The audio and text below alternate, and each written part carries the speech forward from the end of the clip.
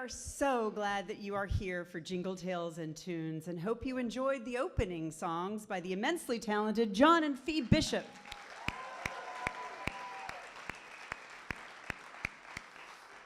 I'm Suzanne Weerts, Producing Artistic Director for Jam Creative, and I want to thank you for being here tonight to support the meaningful work being done by Albert Hernandez and his dedicated team at Home Again LA.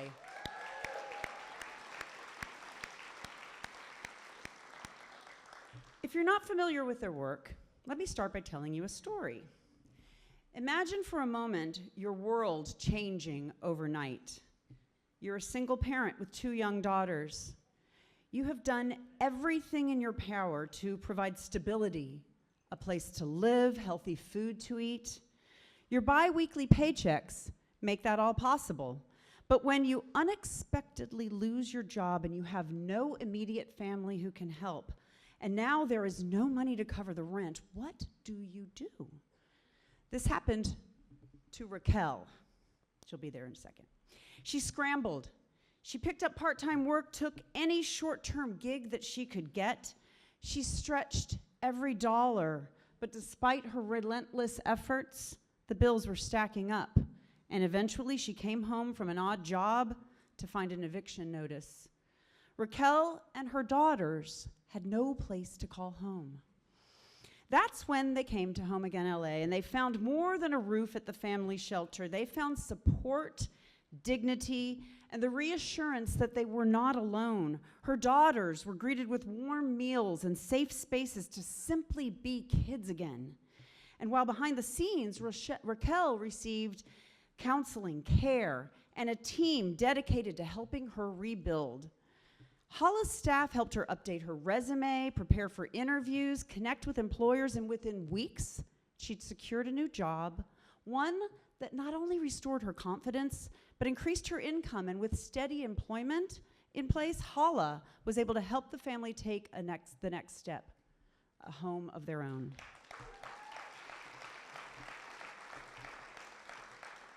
And what's amazing about this is this saga began in September for her, and now, just a few months later, Raquel and her girls are ready to celebrate the holidays in a safe and stable apartment.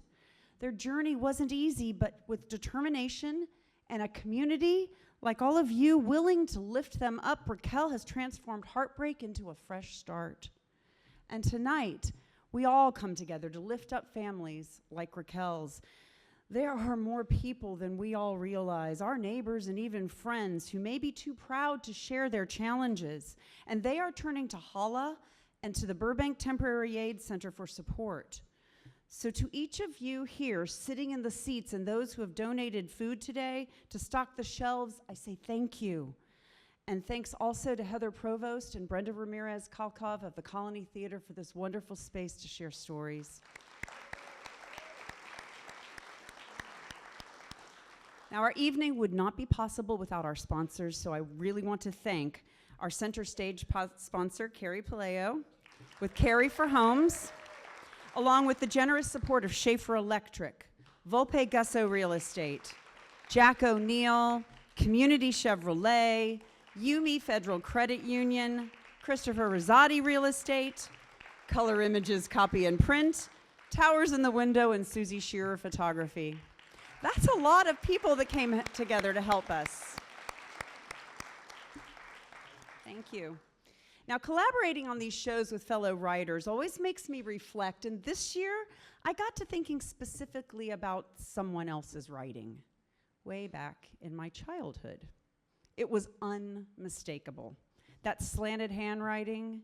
You see, I had left a note for Santa on the table next to the cookies and milk to make sure he knew that more than anything on his sled, what I really wanted most was an easy bake oven. Well, on Christmas morning, the milk glass was half full, and the cookies each had bites taken out of them, and there was a note from the big guy himself. Sorry, the elves ran out of easy bake ovens. What? They're elves in Santa's workshop. Can't they just make more? This made no sense. But the bigger issue was Santa's handwriting. It was slanted far to the left, just like my dad's. Nancy Drew was not needed to solve this caper. I walked right up to him and I said, "Are you Santa?" And Dad mumbled something. And then he called my little brother into the living room and sat us both on his lap, and he told us the truth. I was 7. My little brother was 5. We were both sobbing when my mom came out of the kitchen, wiping her hands on her Christmas apron that was dotted with red and green fondant frosting. She was livid at my brother for not clearing this revelation with her first. We were too young. Of course, she'd have made up a story that I surely would have bought that would have given me a couple more years.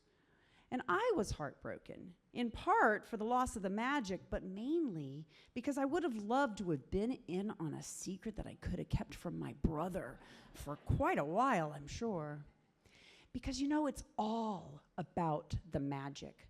And not so much the magic in getting, now that we're all grown up. It's about the magic that we witness in the kindness of strangers and in the magic that we, each and every one of us, has the ability to create for others. Now, these shows aren't all about creating magic on stage. I mean, they are in a way, but they're also about holding space for other people's stories. Because the holidays, they should be bright and shiny. But as you'll see from some of our tales and many of the stories from HALA's clients, they can have heartbreak to navigate, forgiveness to find, and we are all made more magnanimous for listening and for being grateful for our own blessings. So now, please put your silenced phones away and be fully present as we present the 2025 Jingle Tales and Tunes. Thank you.